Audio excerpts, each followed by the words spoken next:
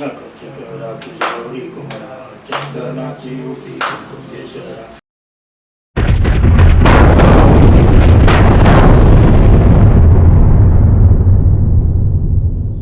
Oh, no, no. What are you people doing? What is the real science behind my worship? And why are you doing it? Do you understand the reason? I don't think so. So, watch this video to know how, why, and for what reason you worship me so that you will get correct results.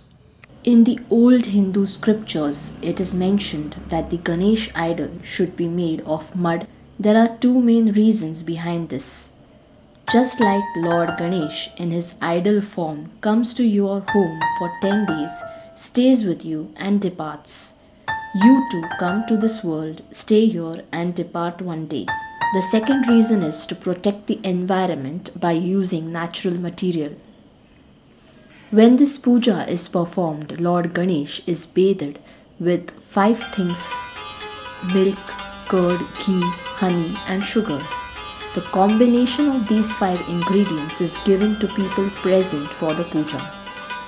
Consuming this, that is the Panchamrit, together in a specified ratio is said to have a lot of health benefits. Then comes the Gandha. It's important to note that Gandha put between the two eyebrows is not made up of chemicals.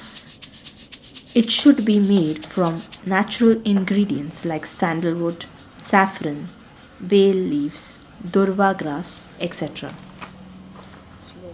The Gandha, along with Lord Ganesh, is also put to the people present at the puja.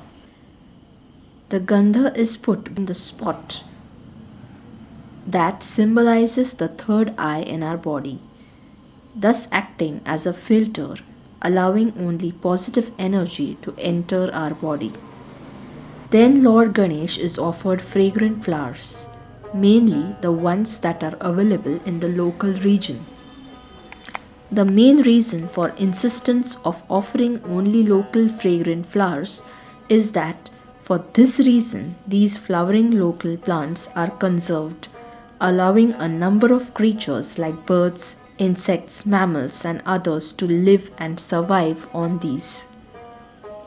These fragrant flowers, when offered to Lord Ganesh, create a happy ambience to the people present. This could be because the flowers do the same effect of aromatherapy. Aromatherapy uses fragrances to cure a number of diseases. The same aromatherapy was taught to us by our ancestors with the help of Ganesh Puja. Now, the next thing offered to Lord Ganesh are leaves of 21 different plants and trees, like the durva or bahama grass, bale tree leaves, tulsi plant leaves, and such others. It is worth noting that these 21 plants or trees whose leaves are offered during this puja are all medicinal plants that are clearly mentioned in Ayurveda and are extremely useful in curing different diseases. This plant is called as Bruhati or Kantakari. Fruits, flowers, leaves, roots all have medicinal properties. It is used to treat cough, cold, and asthma. This is Aghada. You can identify this with the whitish coloration and shiny look under the leaves. It is very useful in kapha and vata diseases. It is also useful for curing kidney stones. This is rui. Paste of leaves can be applied on boils. It helps to remove the infection from the boil. Since the leaves of these trees and plants are needed during Ganesh Puja, the locals plant and conserve these trees. This leads to easy availability of medicinal plants in the time of need. Also, the entire family gathers during Ganesh Puja to offer these leaves to the god. Hence, the knowledge of identification of these plants with the help of leaves is passed on from generation to generation.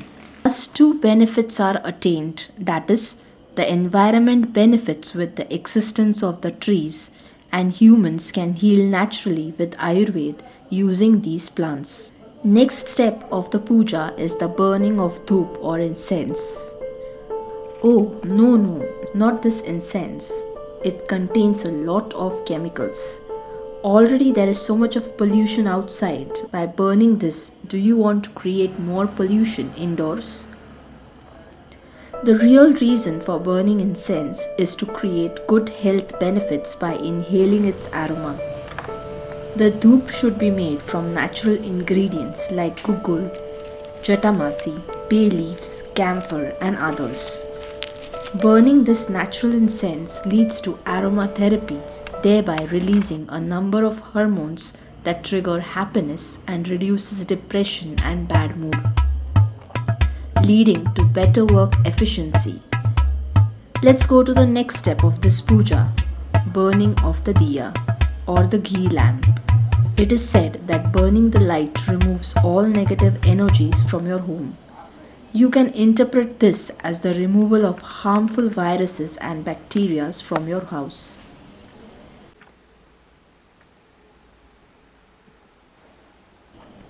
After this, Lord Ganesh is offered sweets in the form of modak, made from rice flour and stuffed with coconut and jaggery.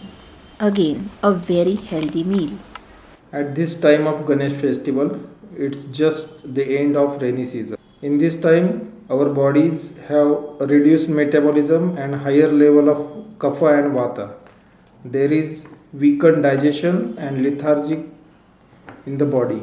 Hence, the combination of jaggery and coconut is used in modak offered to Lord Ganesh. Jaggery is hot by nature. It helps to increase blood. Coconut has oiling properties and helps in digestion. Hence, combination of both leads to better digestion. These days, people are leaving this important tradition of eating modak and instead are eating chocolates in the shape of modak, which has no or very low health benefits. Then Ganpati is praised with the song that is called the Aarti. The Aarti has its own important scientific base. Before doing the Aarti, blowing of the conch or shankh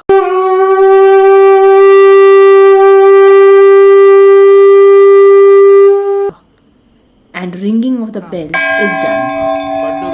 This is nothing but sound therapy, as in also clapping both hands acts as an acupressure technique.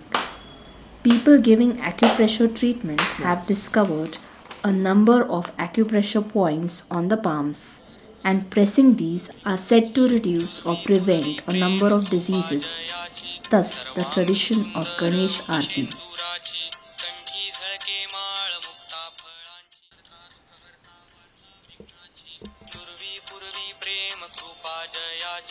सर्वांगी सुंदर उटी शेंदुराची कंठी झळके माळ मुक्ता